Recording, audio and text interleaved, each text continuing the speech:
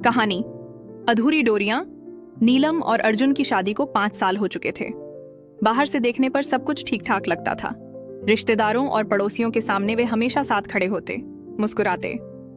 लेकिन उनके बीच की दूरी कोई नहीं देख पाता था। घर के अंदर सन्नाटा पसरा रहता। नीलम अपनी किताबों में खोई रहती, अर्जुन देर रात तक ऑफिस में व्यस्त रहता। एक दूसरे से कहने को कोई बात ही नहीं बची थी। एक रात नीलम बालकनी में खड़ी चांद देख रही थी। अर्जुन चुपचाप उसके पास आकर खड़ा हुआ। कुछ पलों की खामोशी के बाद नीलम ने धीरे से कहा, जो होकर भी ना हो उसका होना कैसा। अगर रिश्ता बस नाम का हो तो फिर रोना कैसा। अर्जुन को जैसे कोई ठोकर लगी। उसने पहली बार ध्यान से नीलम की ओर देखा। उसकी आंखों में एक गहरी थकान थी। क्या हम सच में सिर्फ नाम के लिए साथ हैं नीलम? अर्जुन ने पूछा। नीलम की आंखों से आंसू बह निकले। हम दोनों ही तो इस रिश्ते में अकेले हैं अर्जुन। न कोई बात, न कोई एहसास, बस समाज को दिखाने के लिए साथ रहना। इससे तो अच्छा अकेले रहना है।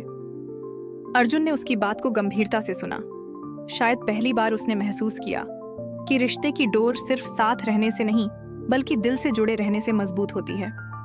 कुछ देर की चुप्पी के बाद अर्जुन बोला, शायद हमें फिर से कोशिश करनी चाहिए, या अगर वो मुमकिन नहीं तो सच का सामना करना चाहिए, ताकि हम दोनों ही आजाद हो सकें इस दिखावे से।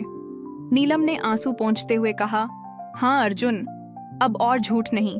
या तो इस रिश्ते को सचमुच जिएंगे या इसे यहीं खत्म कर देंगे। उस रात पहली बार दोनों ने दिल से बात की। आगे का रास्ता आसान नहीं था, पर कम से कम अब दोनों ने यह स्वीकार कर लिया था कि जो होकर भी ना हो उसका होना कोई मायने नहीं रखता।